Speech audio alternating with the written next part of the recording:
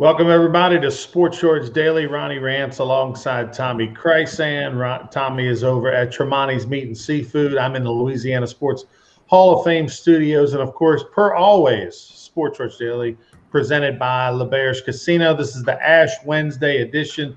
To all you good Catholics out there, happy Ash Wednesday to you. What are you giving up for Lent? I'll have to ask TK, as he grew up probably a good Catholic boy in the parish. But on today's Sports Shorts, we got a lot of different topics to talk about. Of course, spring training, pitchers and catchers are reporting this week all across spring training, even though how can you even think of Major League Baseball when we just some of you may not have power, some of you may not have Wi-Fi, you know, with the ice storm that's going on. Hopefully, most of you are back to normal. But that said, spring training is going to be happening up over in Florida and Arizona this week. Also, Dan Mullen had some interesting comments that I'll read to you that makes you think maybe he's not going to be coaching college football too far into the future. Might be going to the pros. We'll tell you why. Some interesting comments from Dan Mullen. The Pelicans with a big win last night, 144-113. They hung 144. Is Zion Williamson the best bang for your buck, the most exciting dollar in sports? We'll talk about that. Also, some news about the 2021 Olympics to tell you about. Also, the American Football Coaches Association, they want to talk about a rule change that probably would make a lot of you fans happy. We'll talk to you about that. And the Los Angeles Galaxy signed a 15-year-old soccer kid from Mexico. I want to get TK's reaction to that because we're getting commitments from eighth graders in college sports. Major League Baseball signed underage kids for many years and then doctored their paperwork with the Dominican Republic and other countries. But an interesting story there. That's out in the open. We'll talk about that and a whole lot more. Sports Shorts Daily presented by LeBare starting right now.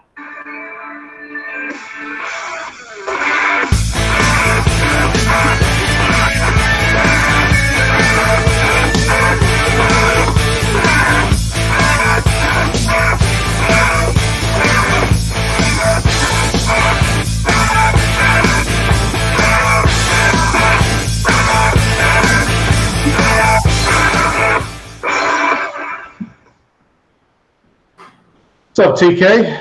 Good morning, Ronnie. How are you? I'm cold.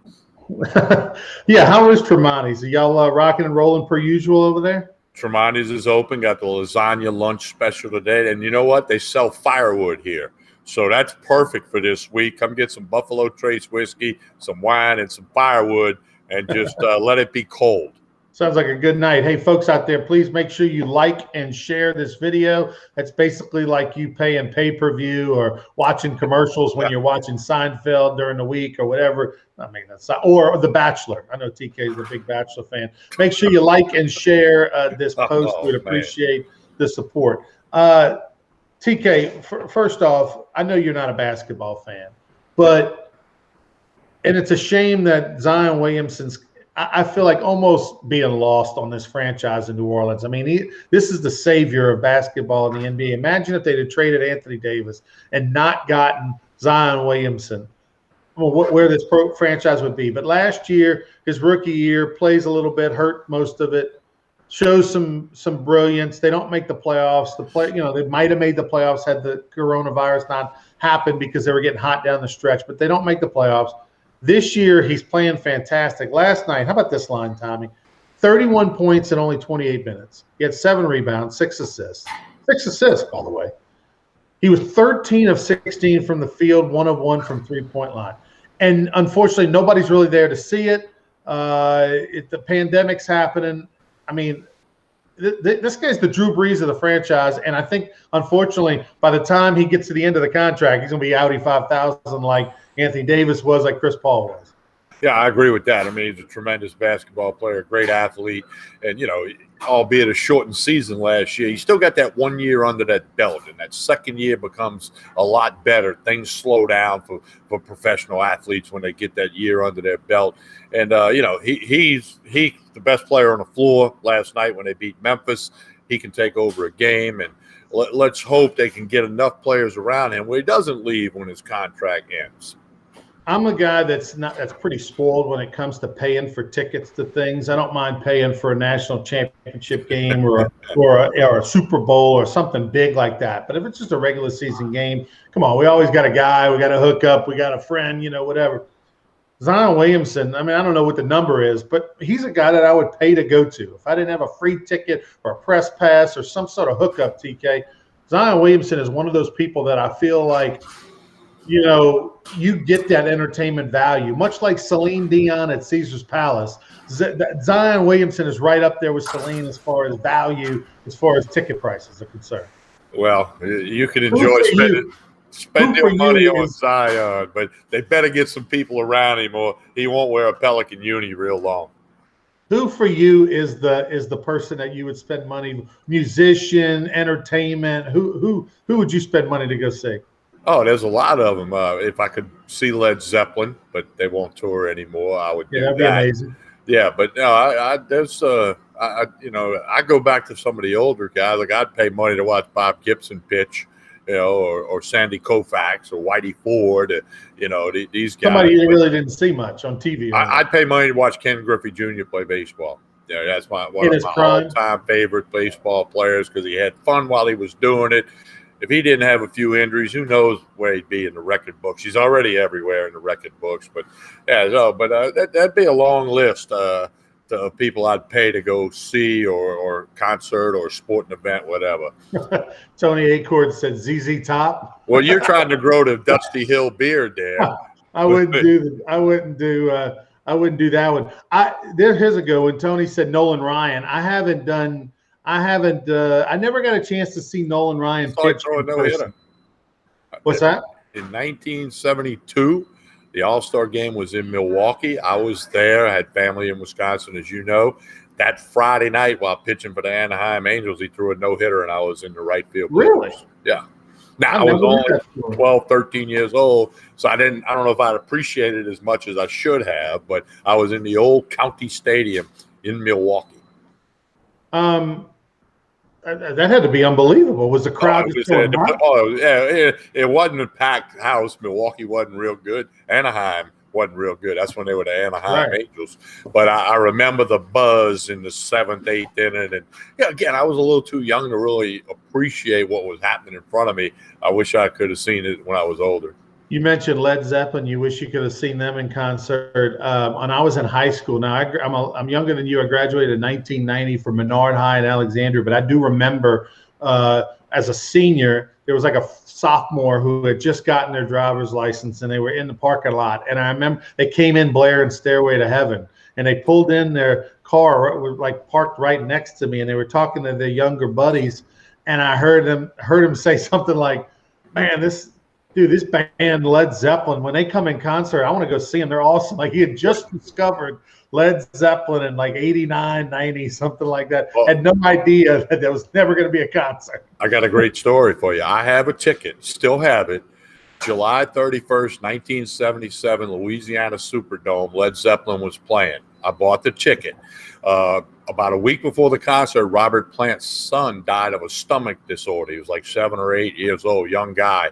And they canceled the concert. The old Beaver Productions in New Orleans, you could go get your $10 back. I said, no, $10 to see Led Zeppelin. I said, no, I'm going to keep this ticket. It might be worth money someday. I have it in a frame. It's in mint condition. And back when eBay started, I put it out on eBay, tried to get $5,000 for it. It never happened, but I still have it. They never scheduled another concert after that. But I would have been there summer of '77 in the Superdome for $10 to see Led Zeppelin. So you got it framed. If you were to sell it, if somebody wanted to buy that from Tommy, what would you let it go for? You never went to the show. You want to hear a great story? All right, this is great. All right, I put it on eBay, and this is in the infancy days of eBay, the late 90s. And all of a sudden I get the email from somebody who says he knows Robert Plant, and Robert Plant might want that ticket. Well, I got some emails like, dude, you'll never get $5,000 for it. They got more of them out there than you think. I had other people say, hey, maybe you get a couple grand. So anyway, I go with the early days of email. I tell this guy he's in London. He says he knows Plant, and he thinks Plant. I said, well, He thinks Plant might be coming to the States and he might want the ticket. What would I want for it? I said, I'll make you a deal. If I can put it in his hand, I'll give it to him. In other words, if he comes to the States, he ends up in New Orleans, and we can go to Muriel's or Irene's and have dinner and a drink, I will give him the ticket. I'll just hand it. I don't want nothing. I just want to meet him. You know, and so then the guy's like, okay, I'll check with him. And then all of a sudden the guy's like, he's not coming to the States. Why don't you just send it to me? I'm like, okay, this guy doesn't know Robert Plant at all, you know. So it was that was a cool story, though. But I was willing to just give it to him if I could put it in his hand. Oh, yeah. So, I mean, it's for sale. If somebody out there wants it, I got pictures of it. It's the mint condition, $10, Beaver Productions, Louisiana Superdome. So, like right now, if I gave you $100, would you let it go for $100? Like, what's the number got to be? You think? What's the minimum you? It's got to have a comma in it. Okay, $1,000. I'll give it to you. Yeah, it's got to have a comma in it. Yeah. Well, it seems to me like that ticket's going to go with you into your grave, your casket. I'll give it to my son. He can try. He'll sell it for. He'll sell it for $100. $10. He might go with. He doesn't have the story and the sentimental value like you do. There's an interesting debate going on. The American Football Coaches Association, they want the NCAA to consider, Tommy, the fake tackle. Okay, so college football fans have been frustrated for a number of years when you go quick tempo. And, of course, LSU was always the team on the defensive side of the ball. Now, finally, since 2019, they've been more a little quick tempo at times. When the offense is going really well, the defense all of a sudden gets hurt. Guy pulls a hamstring. All of a sudden you see the guy drop down to try to swell the momentum. Well, the American Football Coach Association is asking the NCAA to pass some rules or do something to combat this issue. Currently, if a player gets hurt, he has to sit out for one play. That's it, one play. Now they're throwing out ideas that maybe it's the rest of the drive. Unless the team wants to use a timeout, then the player could come back in. But this has got to happen, right? I mean, it's happening more and more. Well, it's a slippery slope, Ronnie, because, how can you tell if somebody's really hurt or not? Now, I've seen Lane Kiffin last year point at a kid like, get down. I've seen other coaches do it. So, but, I mean, if you see something like that, they got to make the penalty severe enough to stop it from happening. But, if you're a cornerback and, what if you faint? These guys are exhausted. What if it's 100 degrees in the stadium? How can a referee determine that he's faking it or not unless it's blatantly obvious? So it's kind of like, the rules that are already in place with, if the helmet comes off or if a guy gets hurt, he's got to come out. Well, in a situation like that, in the last part of the half of the game, they got to, take some time off the clock like they do in the NFL and certain penalties late in the game. There's a 10-second runoff or can't play the rest of the game if he gets hurt at that point, or has to wait until the next quarter, or like you said, the next change of possession. I mean, they got to, until the penalty's severe enough, they're going to keep doing it. I mean, that's in society, that's in sports, that's the way it goes, But so I would like to see it addressed because it happens more times than people would like. It happens a lot. And look, I like the idea that you sit out the rest of the series. Now, are they going to start to be real specific on who fakes the injuries? Is it not going to be the star linebacker? Sure. Well, then, Ronnie, you're going to throw your eighth string safety in and say, hey, as soon as we get this play, you fall out. You don't care if he doesn't go back out there. So, I mean, they got to be careful. They got to think this thing out, and hopefully the powers that be will cover it from A to Z. Dan Mullen made some interesting comments, Tommy, at a press conference that they had. They asked him about, the headline says Dan Mullen focused on Florida Gators amid college football concerns, meaning he was asked about, NFL future. Was he going to consider going to the NFL or anything like that? But his answer wasn't straightforward. He said a lot of rumors are out there, but I didn't speak to anybody this past offseason. He said 2 days ahead of the start of he's 48 years old, same age as me. He was asked specifically if he wants to end up in the pros, possibly after next season. And he said, I'll address it this way. I think a lot of people are trying to figure out what the future of college football is going to hold and what that's going to look like going forward. I love being here at the University of Florida. I think we have a great program. We have a great fan base, great history, the opportunity to be a champion every single year. But I think there are concerns with coaches, not just himself, regarding what the future of college football is going to look like. I think there's a lot of uncertainty, and we're trying to figure out right now what to see what our future is going to hold. This is an interesting comment by him, Tommy, and the reason that I say that is because, you know, with Dan Mullen, when he's talking about the history, is all these crazy rules and stuff that the NCAA has, but also the transfer portal. My understanding is that coaches are out pulling their hair on this transfer portal thing. Guys can, you know, get yelled at practice on a Tuesday afternoon, put their name in at 6:30, and be out of there the next day. And then, of course, the NCAA's got no backbone, and they're letting people go left and right and be eligible right away. You got all this, all these rule changes coming down the lines with player likenesses and getting paid. The restrictions on coaches left and right. I mean, Dan Mullen's already been slapped with contact violations and stuff like that. Sounds to me like, yeah, with recruiting being the way it is, and you love on a player for 3 years, he flips on you at the end. Like, college coaches are starting to look around, look at the pros differently and go, you know what? You can just do football 24/7, 365. Maybe the money's a little less, maybe it's a little more, but that looks like to be more enjoyable. Well, you know, Dan Mullen, I hope he's just speaking for himself unless he really spoke to some other people and shared this topic.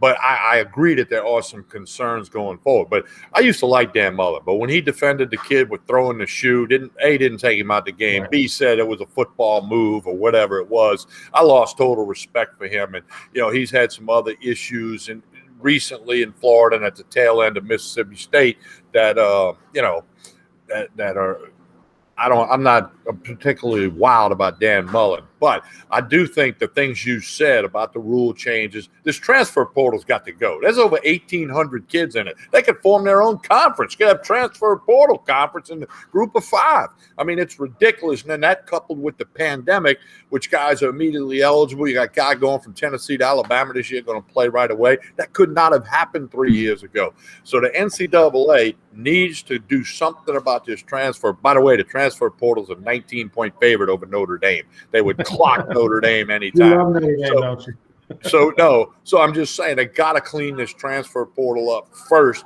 and then address some other things. This recruiting is all out of whack now with Zoom calls and FaceTime and people doing stuff like we're doing because you can't go in person.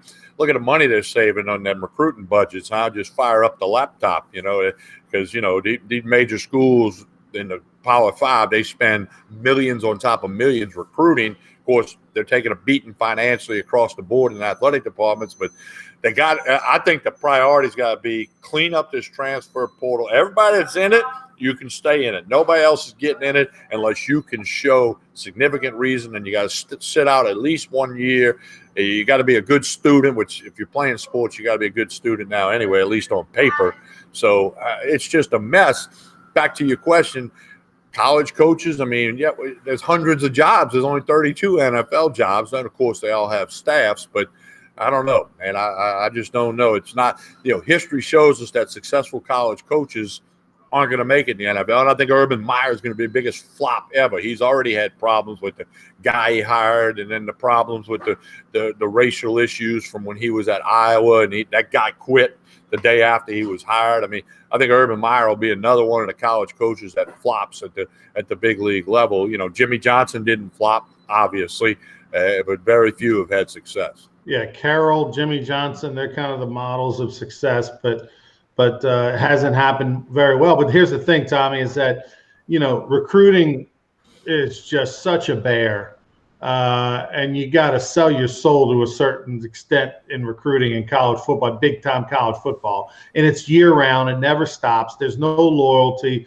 There's no loyalty on either side, all right? A coach is going to leave for $5 more to go someplace else. A player is going to leave maybe for $5 more to go somewhere else. So nobody likes to recruit. It's kind of got to be in your DNA.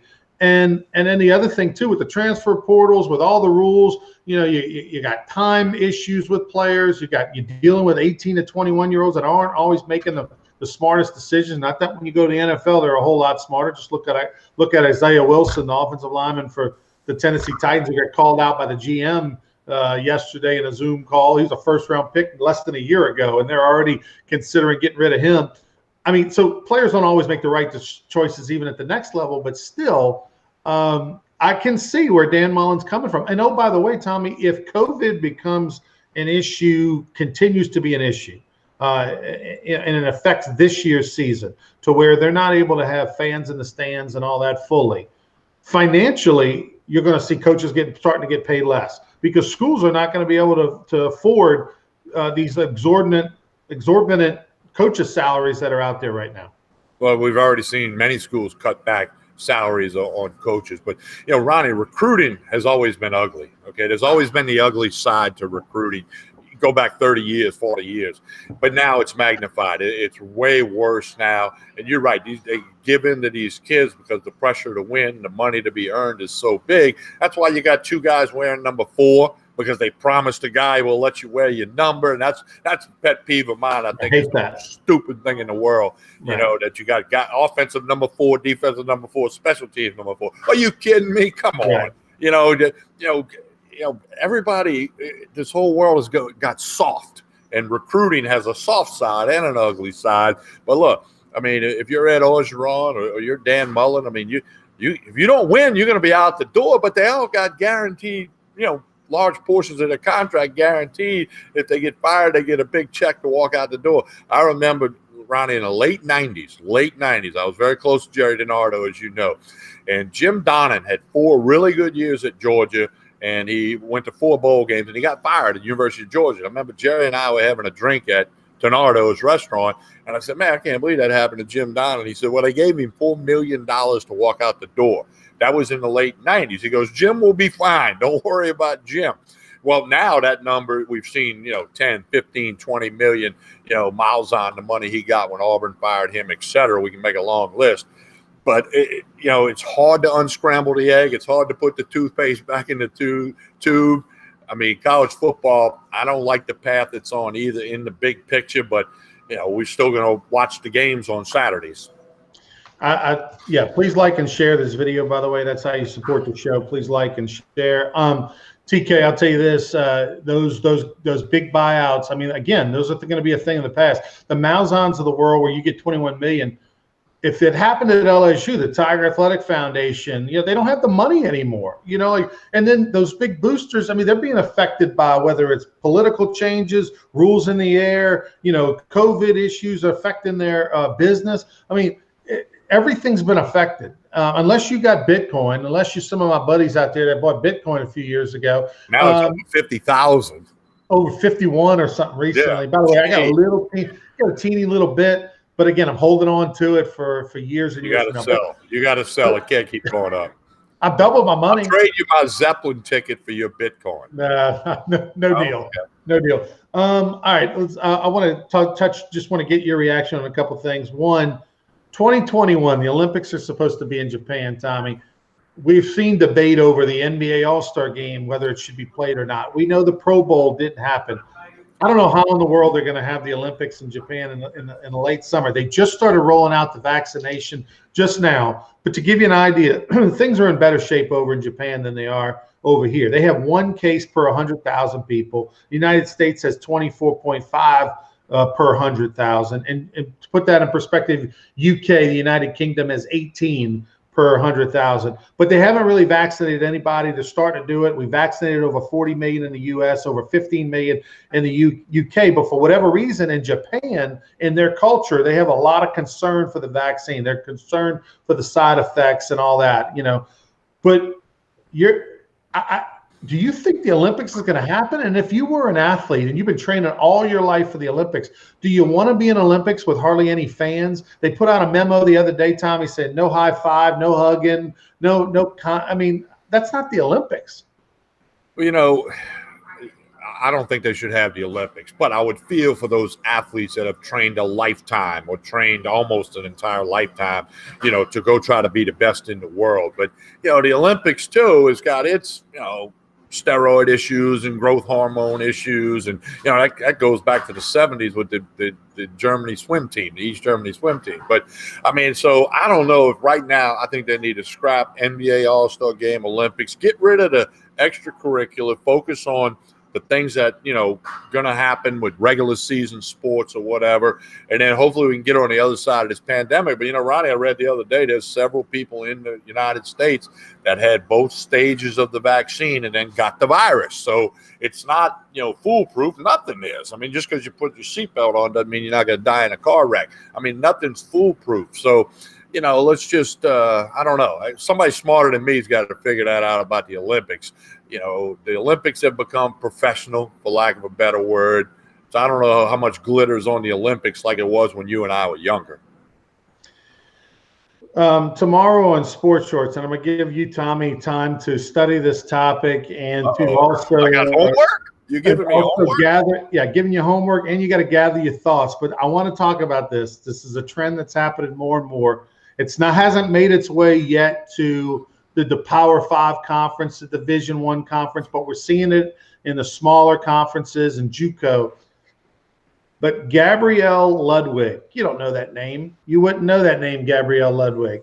But you might know the name Robert John Ludwig, who is a former Navy soldier, who is married and had a couple of kids, who in his 40s decided he felt more like a woman. And now at the age of 50, Tommy, he's playing basketball at Santa Clara College in the women's league. 6'8", 220 pounds. I just want that to just marinate over you. We will talk about it tomorrow on Sports Shorts Daily as Gabrielle Ludwig, the former Navy officer, married with 2 kids, formerly known as Robert Ludwig, at 50 years old, 6'8", 220 pounds, playing basketball in college. And and they're letting it happen. They're letting it happen, and it's happening more and more at the lower divisions in JUCO. It won't be long before you see someone playing at LSU that maybe you or I went to high school with. It's just a possibility. So we'll talk about that on tomorrow's show. Tell us what's going on at Tremonti's, Tommy. Well, Tremonti's Meat and Seafood. They got the firewood. They got today's lunch specials, lasagna, mom's recipe. Book your crawfish balls. It's hard to think about a crawfish ball today. And the crawfish seasons are going to get slowed up with all this cold weather. But Mike Tremonti, they'll be on top of it as soon as they can get them back in front of people. They will. You got all your wines. You got the Buffalo Trace whiskey, the lunch specials. Book those crawfish balls. They can cater your events. He's doing an event for a friend of mine coming up in a few months. So check it all out at Tremonti's Meat and Seafood. Just connect on Facebook or Instagram with Tremonti's Meat and Seafood, and you'll always know what's going on. TK, one last thing before we let you go. It's Lent. It's the Lenten season. What do you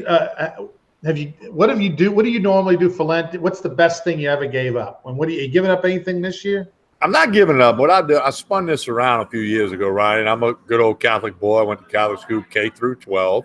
I try to be a better person, be nicer to people. Instead of giving something up, I try to be less irritated by dumb people when I'm around them, and just try to be nice. And that's so nice of you. People. It doesn't cost anything to be kind. Open the door for the lady. I've always done that because my father raised me right, but I'm just going to try to be nicer person. Is kind of my commitment, and I've been doing that the last few years for Lent. So you don't give up anything. You just act the way you're supposed to. I'll give up mushrooms. Okay, I give up jalapenos. All the things you don't like. Right? No, I'm actually sacrificing, TK. Second year in a row. No bacon. No bacon. Well, sacrifice for you would be giving up mayonnaise. No, actually, that would be. It's equal, but probably on a day in, day out basis, Tommy, bacon, because I could replace mayonnaise with butter or something like that, or jelly. So you're giving up the bacon. Giving up bacon because you don't understand. The last about 3 years, it's been a problem. So it's also a good thing for my health, but it's also going to be difficult. And look, last year I did it. I went 45 days, didn't give up any bacon, so I'm kind of cleansing myself as well as sacrificing. So that's what I'm doing. Because, bacon's a part of my pretty much every other day, if not daily, experience at times. Wow. So, all right. Well, I'll be at Tremonti's tomorrow, out at Court Street Cafe in Port Allen on Friday. You're certainly welcome to come out while we do the show, hang out after. And like Ronnie always says, like and share this video. That's important. We appreciate everybody that does that, and all you folks making comments today. Mickey and Devin and Tony, appreciate it very much. Yeah, thanks, guys. Also, tomorrow, I want to get Tommy's reaction. The LA Galaxy signed a 15-year-old named Alcala. I love soccer. They always have one names, Alcala, for the good player. We'll talk about that, signings and commitments and all at a younger age more than ever. I know LSU at one point had a commitment from an 8th grader for football. Ended up not coming to LSU. Shocker. We'll be back with more Sports Shorts Daily tomorrow, presented by LaBear's Casino. It's open 24/7, 365. Until then, have a great Ash Wednesday. We'll see you tomorrow from